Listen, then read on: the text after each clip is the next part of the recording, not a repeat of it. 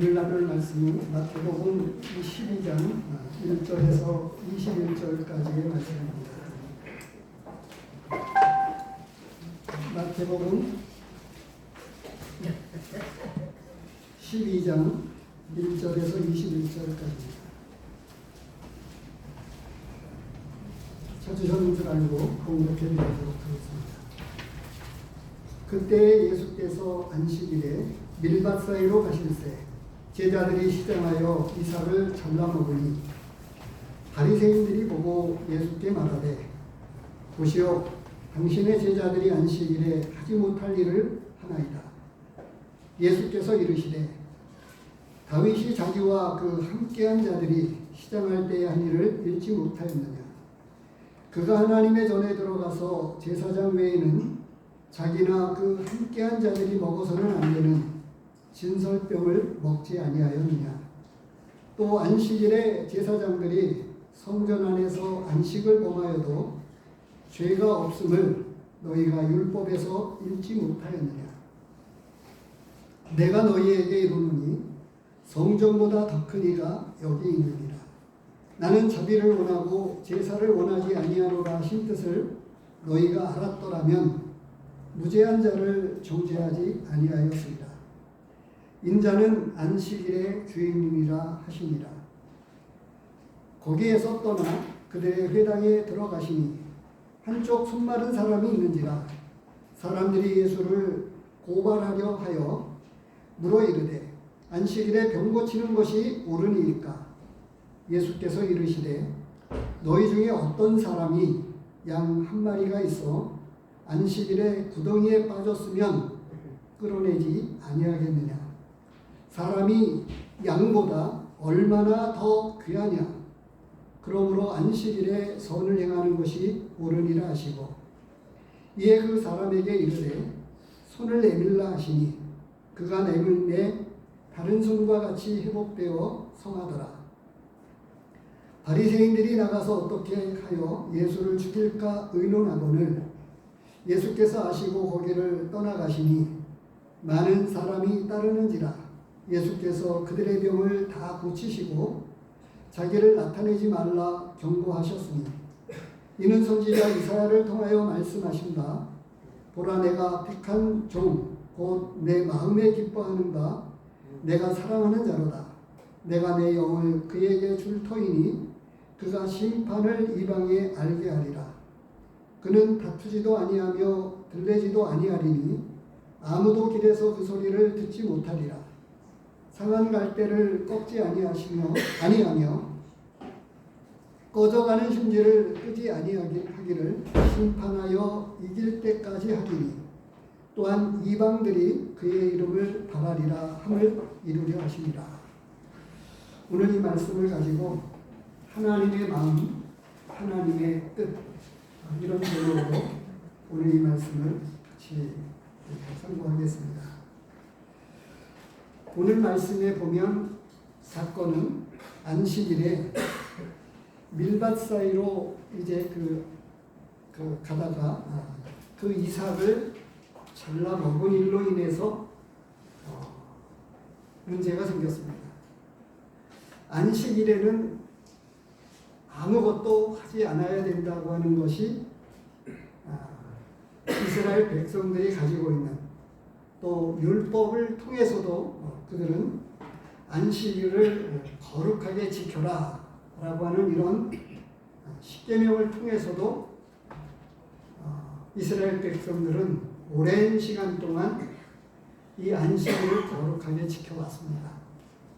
그런데 이제 안식일에 해서는 안 되는 일을 했습니다. 안식일에. 그래서 문제가 됐습니다. 그런데 우리는 이 안식일을 오늘날에도 잘못 이해하고 또 율법을 잘못 이해하는 사람들이 있습니다. 지난 시간에 우리는 특별히 이 복음 안에 나타난 귀한 하나님의 말씀이 있는데요. 그런 것 가운데서 이 복음 안에서 여전히 우리에게 지금도 믿음 안에 있는 성도들이나 또 예수 그리스도를 아직 알지 못하는 모든 사람에게 수고하고 무거운 짐진 자들아 다 내게로 오라. 이렇게 우리를 찾으시면서 부르시고 계십니다. 지금 우리 가운데에서 가장 그 큰 소리로 혹은 가장 간절하게 부르고 있는 하나님 앞에 부르짖는 분이 누구신지 아시겠습니까? 어쩌면 병상에 누워있는 형제님과 가족들일 거예요. 그리고 큰 병을 맞이해서 의학으로도 그 어떤 것으로도 감당키 어려운 흔히들 이야기할 때 사망선고라고 이야기하는 어떤 중병을 갖게 되면 하나님 앞에 아주 간절하게 부르짖고 계십니다. 오늘 말씀에서도 사건은 이 안식일에 일어난 문제를 가지고 이야기하시지만 그 가운데에서 하나님은 그 사건을 통해서도 하시는 말씀이 있어요. 그 사건의 본질을 해결을 해주시기도 하지만 그 사건을 통해서 하시는 말씀이 있습니다. 예레미야 29장 11절에 있는 말씀을 제가 읽어드리겠습니다. 여호와의 말씀입니다. 너희를 향한 나의 생각을 내가 아나니 평안이요 재앙이 아니라 너희에게 미래와 희망을 주는 것입니다. 하나님은 구원받은 사람에게는 더 말할 것도 없지만 아직도 예수 그리스도를 알지 못하는, 특별히 부활주일이라고 해서 오늘 아침 일찍 많은 사람들이 부활절 연합 예배를 드리기도 했습니다.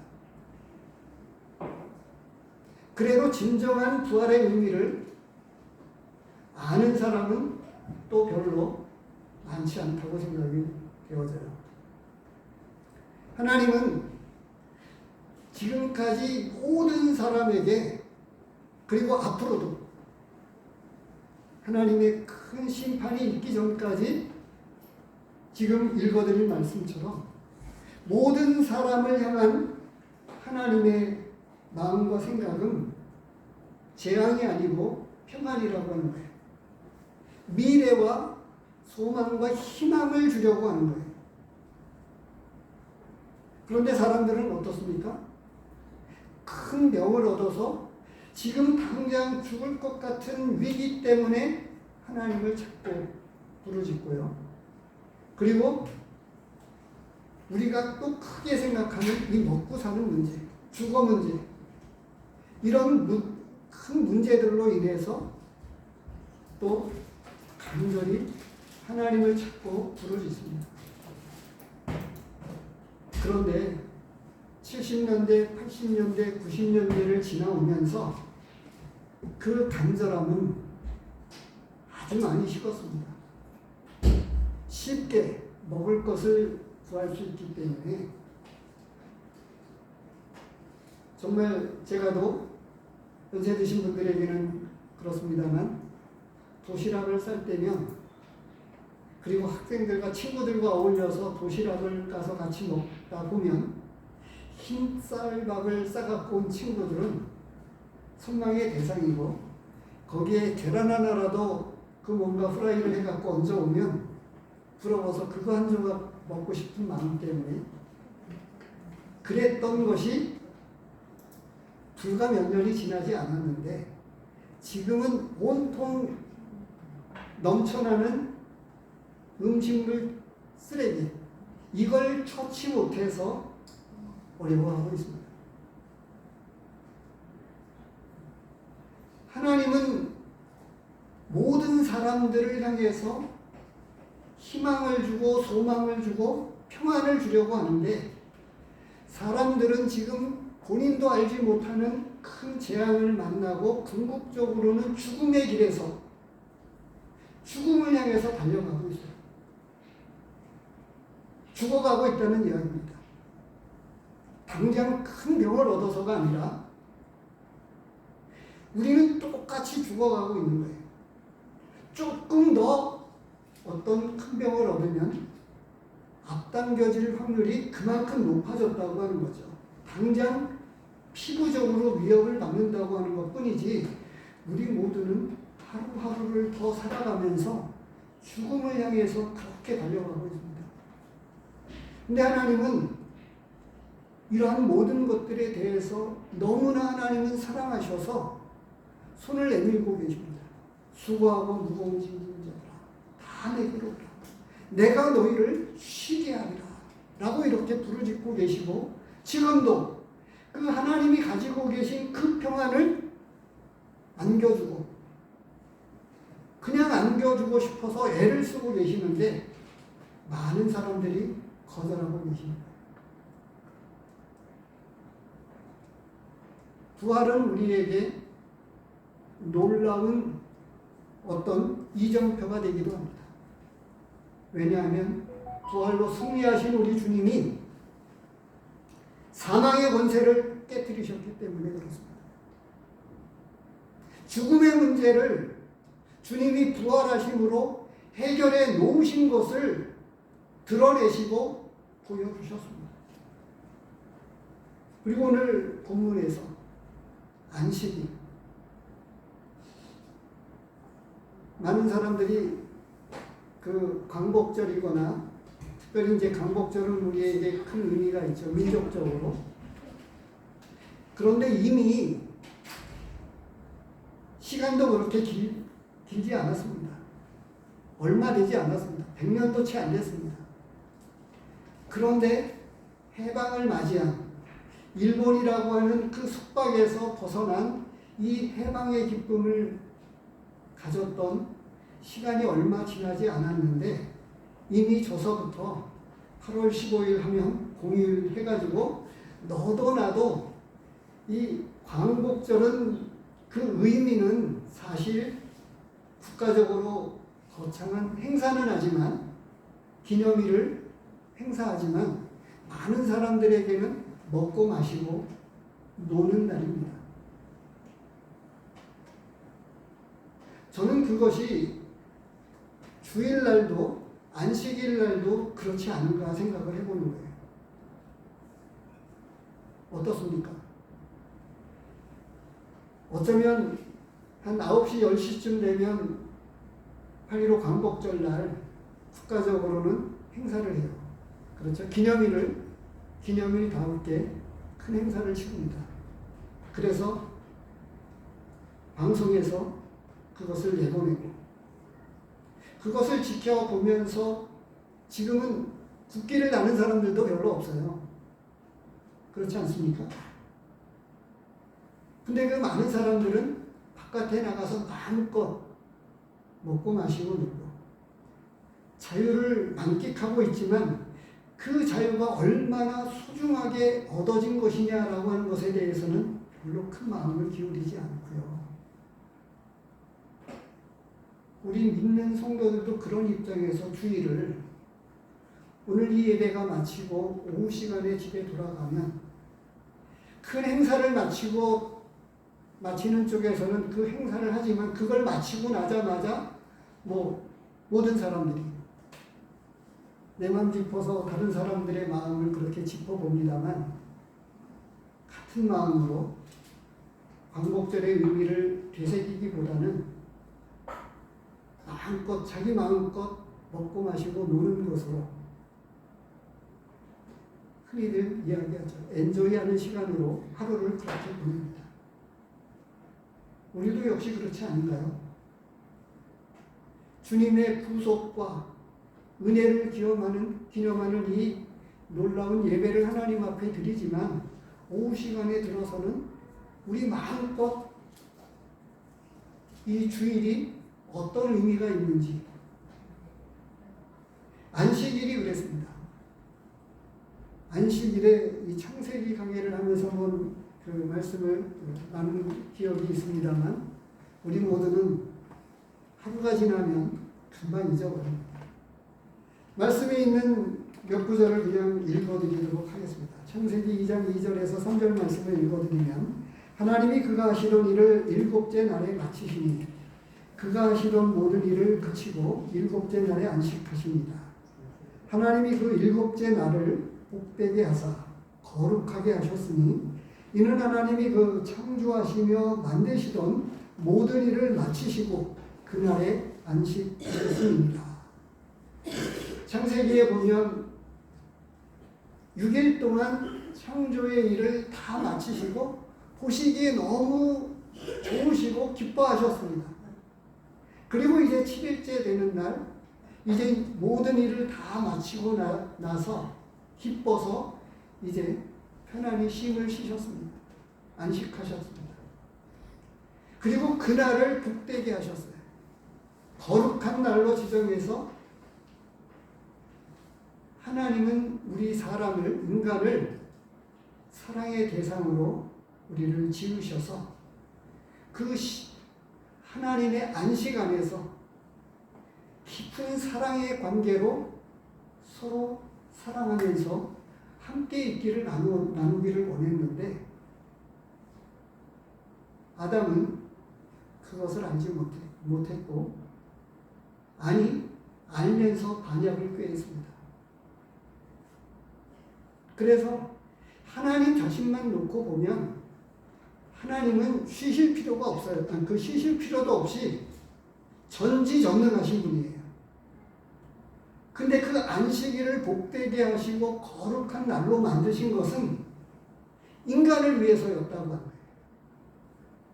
인간을 위해서 그렇게 하신 거예요. 그날에 나와 함께 기뻐하자 이런 거예요. 나와 함께 기뻐하자. 근데 그것을 모른다고 하는 겁니다. 사람들이 모른다고 하는 겁니다. 그래서 그 이후에 이 안식일에 관한 많은 말씀은 십계명으로도 계명으로도 율법을 통해서도 이렇게 말씀하셨지만 이 안식일은 창조 직후에서부터 지속되어져 가고 있는 거예요. 안식일 교회마저 있습니다. 이것을 조금 더 구체적으로 동일한 그런 개념으로 구약적 개념을 그대로 가지고 여전히 이 안식일을 지켜야 된다고 하는 사람들도 있습니다. 그런데 우리가 알아야 되는 것은 이 안식일의 본질입니다. 지금 말씀드린 거예요. 그래서 오늘 본문에서 이야기하고 있는 이 사건의 대도는 안식일에 배가 고프니까 밀밭 사이로 지나가다가 그 이삭을 잘라 먹은 일이 문제가 돼서 누굽니까? 2절에 보니까 바리새인들이 1절에서는 그 상황을 이야기하죠. 예수님과 제자들은 바빴습니다. 왜 배고플 만큼 그렇게 바빴을까요?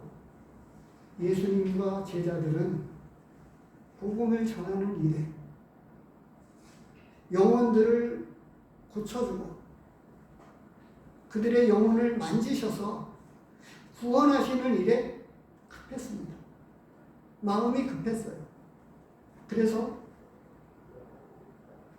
저 같은 경우에는 조금 배고픔을 잘 참는데요. 점심때가 되면 좀 참기 어려운 분들이 있습니다. 사람마다 조금 그 차이가 있죠. 저는 곧잘 참는 편입니다. 근데 아무튼 시장을 느낄 만큼 배가 많이 고플 만큼 얼마나 하느냐. 밀밭 사이로 지나가다가 그 이삭을 배고파서 그것이라도 잘라 먹어서 달래야 할 만큼 그만큼 배가 고팠었다는 이야기예요. 그런데 그 일을 어쩌면 눈여겨보았던 바리새인들이 2절에 이야기합니다. 바리새인들이 보고 이렇게 이야기합니다. 바리새인들이 보고 예수께 말하되 보십시오. 당신의 제자들이 안식일에 하지 못할 일을 했습니다. 책 잡을 거리를 건수를 건진 거죠. 제대로 잡은 겁니다. 그래가지고 이 예수님에게 이 모든 책임을 덮어씌우고 비난하려고 이제 이 문제를 들고 나왔습니다. 지금도 이 히브리서 여러 말씀에서 보면 이 안식에 대해서 말씀하고 있어요. 이 안식일의 의미가 조금 크기 때문에 몇 구절을 더 읽어드리면 이렇습니다. 3장 11절에 내가 노하여 맹세한 바와 같이 그들은 내 안식에 들어오지 못하리라 하였다 하십니다. 3장 11절에 나와 있는 말씀입니다. 지금도 하나님은 영원한 안식을 지금 준비해 놓고 그 모든 사람들이 그 영원한 안식에 들어오도록 하기 위한 계획을 갖고 계신 거예요. 그 계획 가운데에 그 원조가 하나님이신 자신이 사람의 몸을 입고 예수님을 통해서 이 세상에 오셔서 우리의 죄의 문제를 해결하시고 그리고 부활로 승리하셨습니다. 히브리서 4장 1절에 그러므로 우리는 두려워할지니 그의 안식에 들어갈 약속이 남아있을지라도 너희 중에는 혹 이르지 못할 자가 있을까 함이라. 제가 지난 시간에 말씀드렸지만 행여나 믿었다고 하는 우리 성도들 가운데 그 안식에 들어가지 못할 자가 혹 있을까봐 저 역시도 아주 노심초사하는 것입니다. 왜냐하면 완전한 100%는 우리는 알 수 없기 때문에 그렇습니다. 간증을 들어보고 침례를 주고 성도로 영접을 하지만 그러나 다는 아닐 수 있다라고 하는 여러 가지 사례들을 우리는 보고 있기 때문에 그렇습니다. 히브리서 4장 3절에는 이렇게 말씀하고 있습니다. 이미 믿는 우리들은 저 안식에 들어가는도다. 이렇게 말씀하고 있습니다. 이미 믿은 우리들은 저 영원한 안식에 들어가게 되어 있다고 분명한 약속의 말씀을 가지고 우리에게 말씀하고 있습니다. 내가 노하여 맹세한 바와 같이 그들이 내 안식에 들어오지 못하리라 하였다 하였으니 세상을 창조할 때부터 그 일이 이루어졌느니라. 그래서 분명한 구원의 확신을 가지고 어떻게 됩니까? 새 사람을 입어서 가치관이 변하고 정말 새 사람으로 살게 된 이 사람은 그 영원한 안식을 바라보면서 늘 기뻐합니다. 늘 감사합니다. 그래서 교회 나오는 일이 무거운 것이 아니라 짐이 되는 것이 아니라 기쁨이고 즐거움입니다.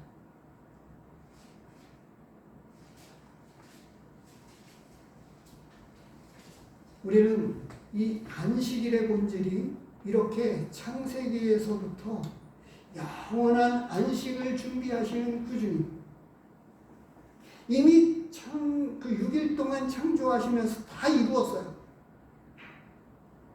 그런데 그 안식을 벗어던지고 그 하나님의 안식을 나와 함께 기뻐하자 라고 했는데 하나님께 대적하고 반역해서 선악과 나무 열매를 따먹고 쫓겨난, 하나님께 큰 죄를 짓고 쫓겨난 아담으로부터 우리 인간은 그 안식에 들어가지 못하는 채로 있다가, 그런데 우리가 많은 사람들 가운데 우리 소수가 하나님의 특별한 은혜로 택함을 입어서 믿음으로 말미암는 이 놀라운 구원의 복음을 듣고 그 영원한 안식에 이제는 들어갈 수 있게 되었다고 하는 것입니다.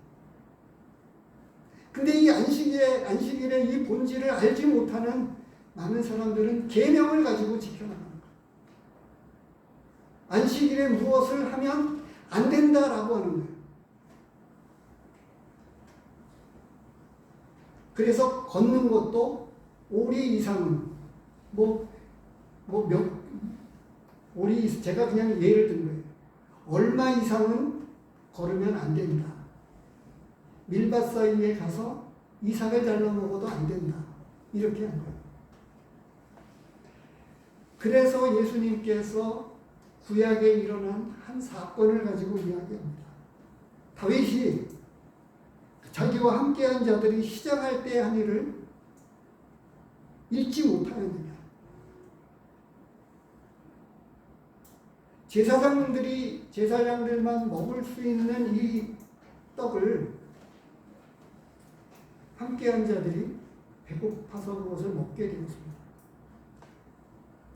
사무엘서에서 나오는 말씀입니다.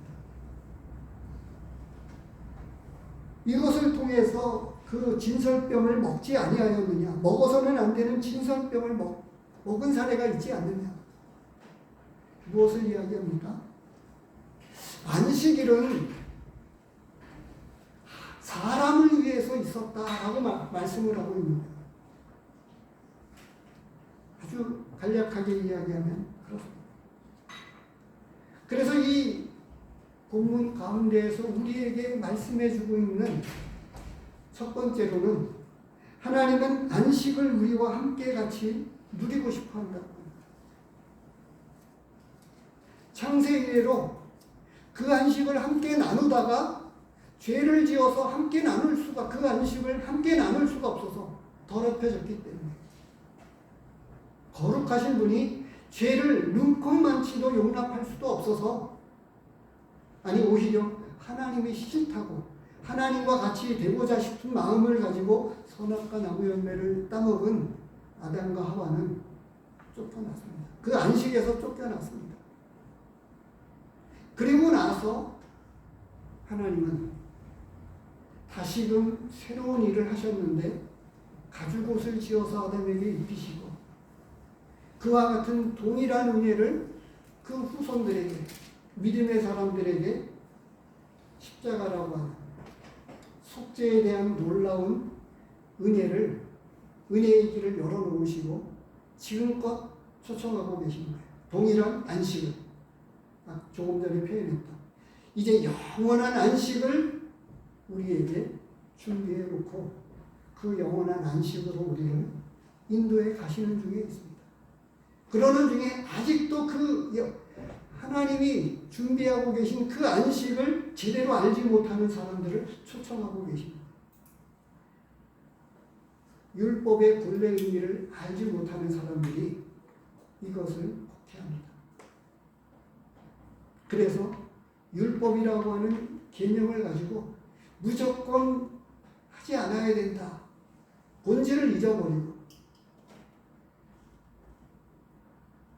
그래서 조금 전에 주일을 말씀을 드렸습니다만 주일도 이제 내가 오전 시간에 하나님께 예배를 드렸으니까 됐다. 아닙니다.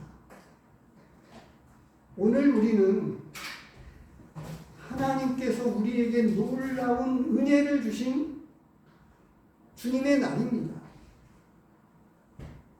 그래서 주님의 그 은혜 안에서 기뻐하고 같이 성도들과 나누고 그 안에서 하루를 기뻐하면서 보내는 날입니다. 나의 즐거움을 아닙니다. 여기서 사건의 발단이 시작이 되는 단초를 제공했던 밀밭 사이로 걸어가다가 이삭을 잘라 먹은 제자들, 조금 각색해서 구체적으로 한번 잠깐 생각을 해보면 어떨까요? 제자들이 예수님, 오늘 안식일인데 이 밀 이삭 내가 조금 잘라 먹을게요. 그렇게 하고 잘라 먹었을까요? 어땠을까요? 상황은 구체적으로 나와 있지 않습니다. 안식일이었기 때문에 제자들은 예수님에게 허락을 받고 먹었을까요? 생각해보자고 제가 말씀드린 거예요. 어쩌면 배가 고픈 제자들은 안식일도 잊어버리고 배가 고파서 우선 먹었을 것 같아요. 이거는 추정이죠. 그냥 추측입니다. 그런데 이 사건이 발단이 되고 있는 것처럼 우리의 삶을 한번 제자들과 같은 상황에서 놓고 생각을 해보십시오. 지금도 사단은 끊임없이 우리를 정죄하고 송사하고 있습니다. 그리고 우리는 믿음 안에 있지만 여전히 어쩌면 바리새인들 그리고 우리 주변에 있는 진짜가 아닌 교인들 그런 사람들은 왜 너희는 부활절을 안 지켜? 왜 너희는 이렇게 이야기하는 사람들이 있을 거예요. 그런데 이런 모든 일들에 대해서 우리는 한 가지 우리의 신앙생활이라고 하는 것에 대해서 큰 믿음의 길을 한번 생각해 보십시오. 이런 질문을 몇 차례 드렸는데 우리 신앙생활이라고 하는 것이 어떻게 나타나야 될까요? 우리 안에 심겨진 하나님의 은혜와 사랑 이것이 어떻게 우리의 삶으로 나타나야 될까요? 저 역시도 여전히 그 숙제 안에서 그 문제를 씨름해 나가고 있는데요. 제가 하나님 앞에 깨닫고 있는 것은 말씀이 육신이 되어 찾아오신 예수님 이 말씀이 제 마음 가운데 계속해서 남아 있습니다. 말씀이 육신이 되어 찾아오셨던 예수님처럼 나에게도 내게 들려주는 말씀, 내가 묵상하는 말씀, 내가 깨닫고 있는 말씀이 육신이 되어야 한다고 합니다. 내 안에 들어온 그 말씀이 이제 내가 육신적인 삶을 통해서 구체적으로 그 말씀이 육신으로 나타나야 된다라고 하는 거예요. 그 말씀을 제가 받았습니다. 그런데 우리 성도님들이 보시는 대로 제가 어떻습니까? 그렇게 거룩하지 않거든요. 그래서 저는 여전히 주님 오실 때까지 그 씨름을 계속 해나갑니다. 말씀이 육신이 되어야 한다고 하는 그 말씀 앞에. 그런데 몇 가지 말씀을 읽어드리겠습니다.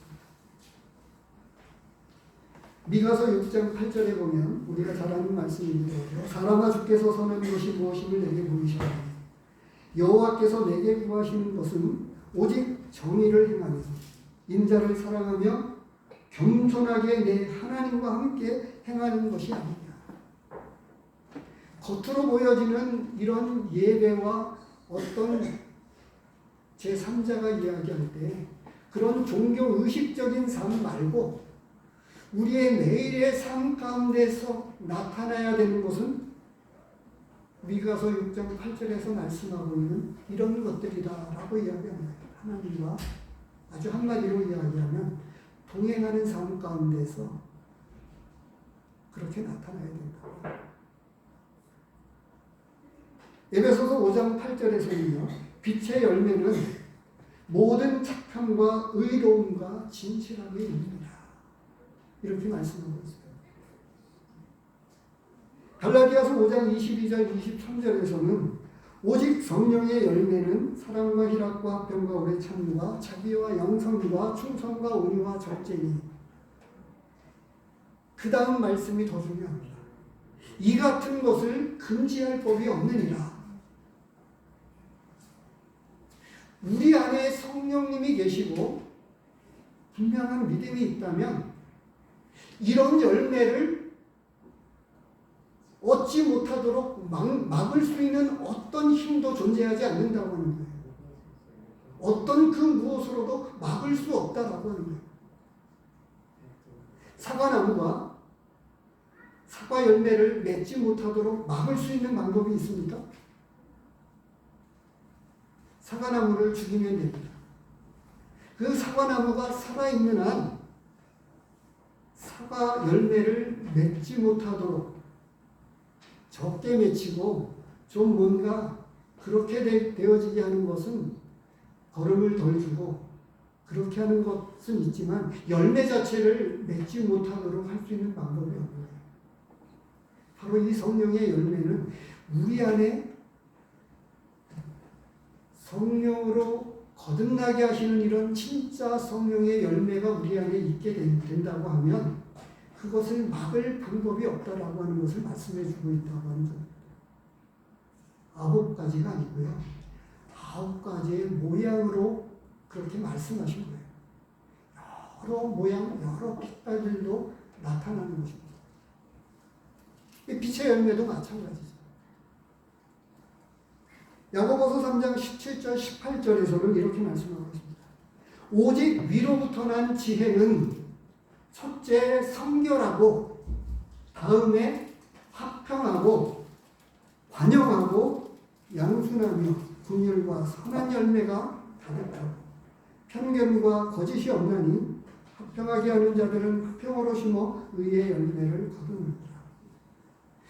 제가 말씀을 묵상하면서 이 하나님 앞에서 그 신앙생활이라고 하는 우리의 구원받은 성도들이 살아가는 삶의 열매는 이런 모습으로 나타나는 거예요. 빛의 열매를 거두고 성령의 열매를 거두고 하나님과 동행하는 삶을 살아가고 야고보서에 있는 대로 우리 안에 있는 이 영적인 지혜로 말미암아 어떻게 해요?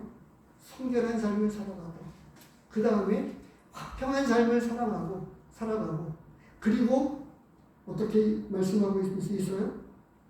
관용하고 양순하고. 율법은 언제나 정죄하고 송사합니다. 율법적인 차원에서 그래서 바리새인들을 비롯한 율법적인 사람들은 어떻게 합니까? 끊임없이 송사하고 정죄한다고 합니다. 들보에 대한 이야기가 나오지만 그런 점에서는 이 들보를 거론하게 되면 그런 믿는 성도가 있다고 하면 율법적인 사람입니다. 은혜를 경험하고 은혜로운 사람은 야고보서에서 말씀하고 있는 대로 첫째로는 성결하고 다음에 화평하고 관용하고 이렇게 되어 있기 때문에 용서하고 관용하고 포용하고 이런 삶의 모습으로 주님을 더 깊이 알아갈수록 달라진다는 겁니다. 그래서 언제나 은혜로운 사람은 넉넉함이 있습니다. 너그러움이 있습니다. 용납함이 있습니다. 비판보다는 우리가 잘 아는 대로 어떻습니까? 바울과 바나바가 심히 다투고 헤어질 때에 어떻게 했나요?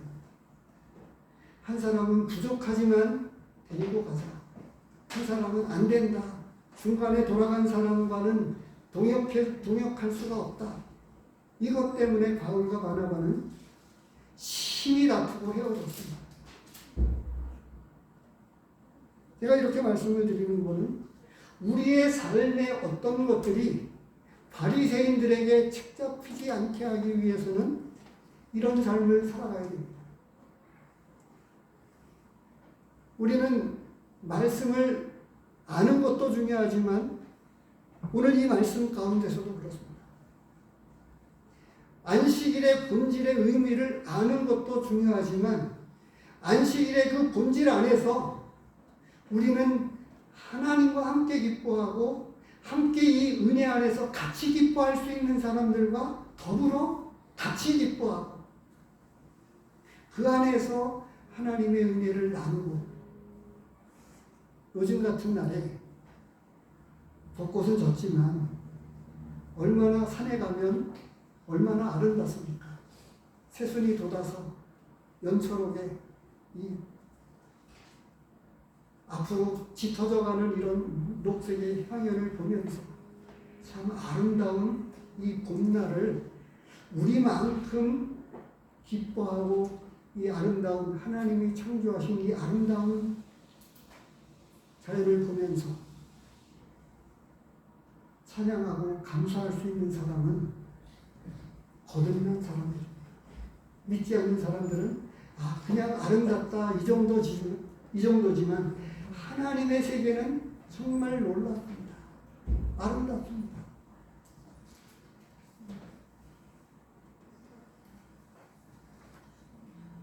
근데 문제는 시작의 발단이 그러했던 것처럼 바리새인들이 문제를 꼬집고 넘어가. 그래서 어떻게 되어졌습니까? 안식일에 이삭을 잘라먹을 일로 이렇게 말씀하셨을 때 예수님께서는 말씀하셨습니다. 7절에 나는 자비를 원하고 제사를 원하지 아니하노라 하신 뜻을 너희가 알았더라면 이렇게 말씀합니다. 자비를 원하고 문제가 드러나고 약함을 보면 안희숙 우리 먼저 믿은 송거림이 이야기했던 대로 죽으면 죽으리라. 그 다음 책 제목이 그럴 수도 있지. 이해하고 관용하면 됩니다. 덮어주면 됩니다.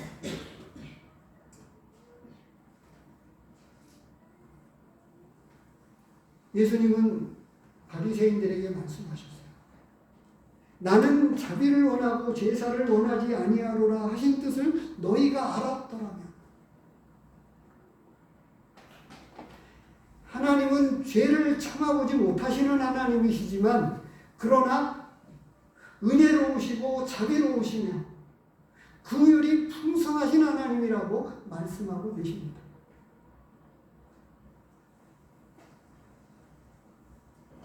죄를 용납하지 않으시는 하나님이 분명하다고 하면 거기에만 보면 그 이후로 아담 이후로 용서는 있을 수가 없어야 됩니다.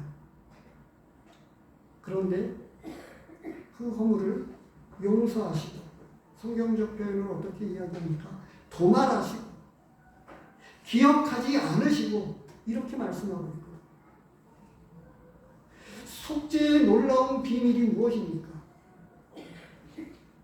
속죄제를 통해서 어린 양을 통해서 죄를 용서하는 이런 길을 만드신 것, 이 제사제도를 하나님께서 만드신 것을 통해서 무엇을 말씀하고 있어요? 사람이 죄를 짓지만 용서받는 길을 하나님은 열어놓으셨다고 합니다. 용서받는 길을 열어놓으셨어요. 그래서 말씀하신 대로 나는 자비를 원하고 제사를 원하지 않습니다. 그래서 오늘 본문은 첫 번째로 안식을 우리와 같이 누리고 싶어 하시고 하나님은 자비를 원하고 제사를 원하는 것이 아니라고 말씀을 하고 계십니다. 하나님은 우리의 제사를 기뻐받으십니다. 그런데 강조점이 어디에 있느냐 하면 자비를 원한다고 하는 거예요. 제사 가운데에 가장 깊은 뜻은 용서의 비밀을 제대로 알라고 합니다. 진짜 용서받은 사람은 기뻐합니다. 할 말이 없어요. 지금도 우리는 죽음을 경험하지 못한 사람들, 아니 되살아난 우리의 못난 자아가 비판도 하고 정죄도 하고 송사도 하는 것입니다. 한 구절을 좀 찾아보겠습니다. 사무엘상입니다. 17장입니다. 18장입니다.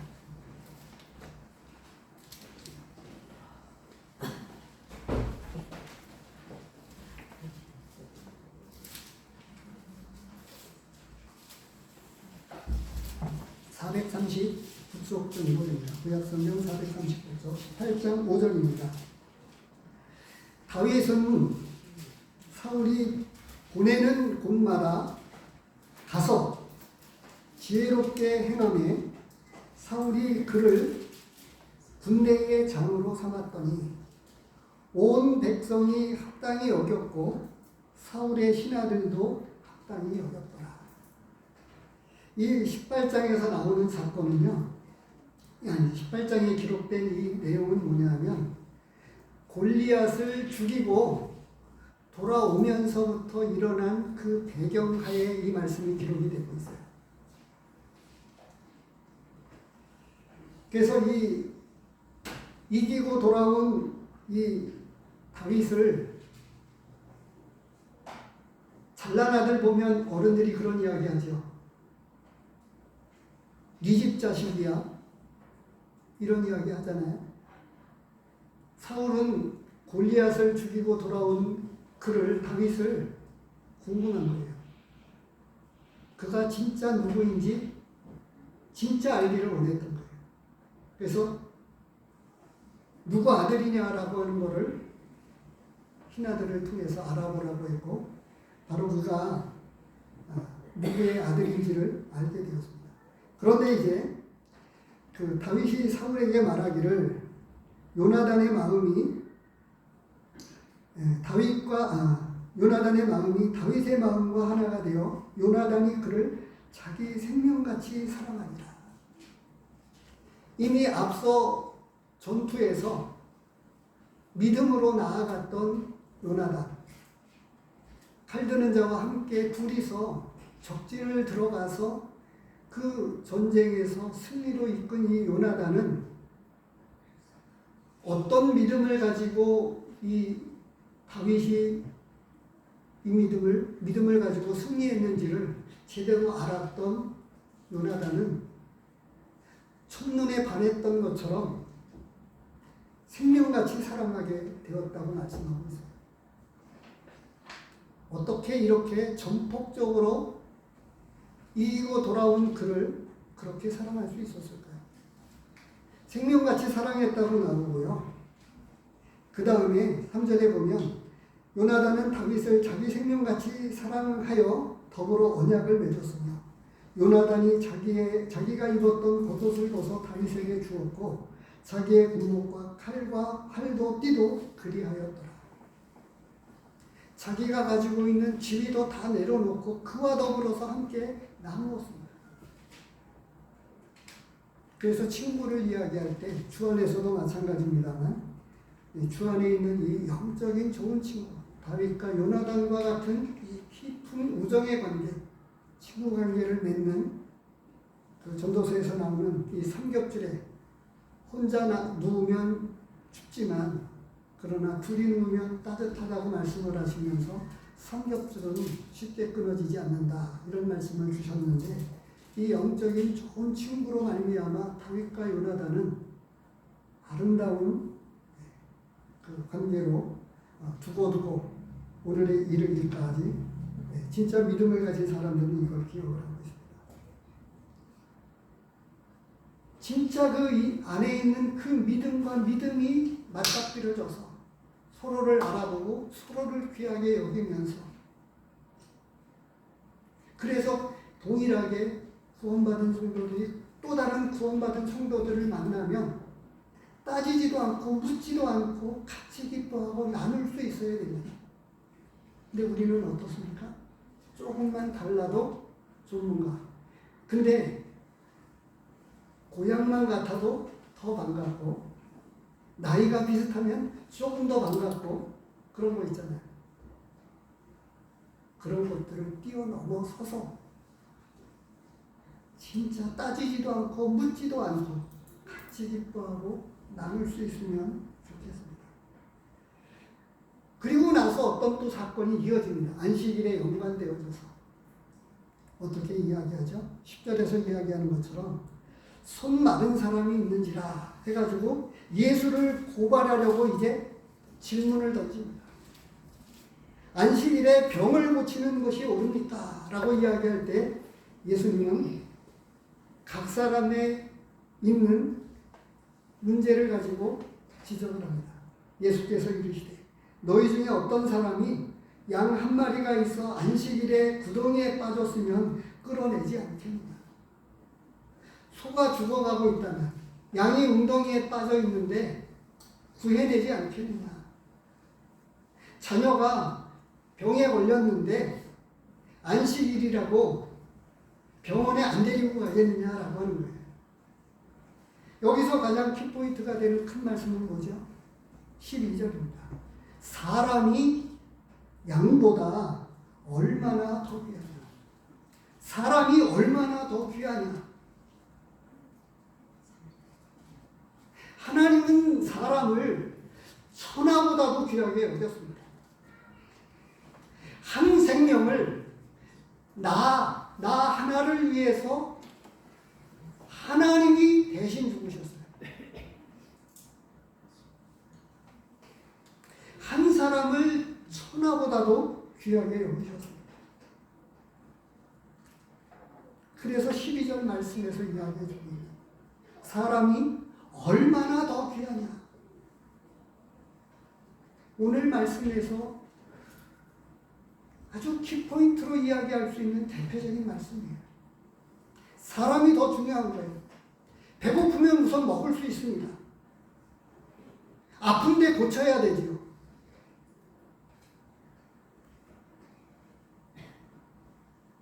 그런데 율법이라고 하는 계명을 가지고 지적을 하고 송사하고 정죄하면 자기도 그렇게 안 하면서 주님은 이 송사거리를 찾는 고발거리를 찾고 있는 이 바리새인들에게 지혜로운 답변을 가지고 그들의 양심과 그들의 마음을 찌르고 말씀하고 계세요. 그리고 나서 이 손 마른 사람을 고쳐주십니다. 하나님은 자비를 원하고 은혜로우시고 자비로우신 하나님이신 것을 나타내주고 계세요. 그래서 오늘 본문에는 사건 가운데서 말씀하시면서 예수님이 누구신가를 드러내고 계십니다. 우선은 6절에서 말씀하고 있어요. 성전보다 더 큰 이가 여기 있다 라고 말씀을 하시고 인자는 안식일의 주인이시다 라고 말씀을 하시고 그리고 의사가 아닌데 예수님께서는 어떤 병자도 고치는 귀신도 쫓아내는 동일한 하나님이 가지고 있는 그 능력을 나타내서 손 마른 자를 고쳐주십니다. 영혼의 문제는 둘째예요. 하나님은 이와 같이 예수님은 하나님이신 그 속성을 오늘 본문에서 드러내시면서 말씀하고 계십니다. 20절, 21절에서 4번을 반복해서 이야기하세요. 6절에서 성전보다 더 큰 이가 여기 있다. 안식일의 주인이 되신다.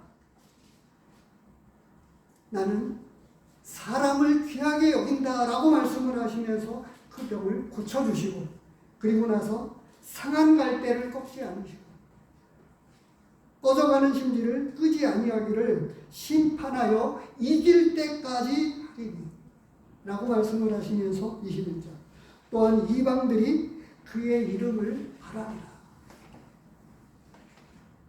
예수의 이름은 구원자라고 하는 뜻입니다.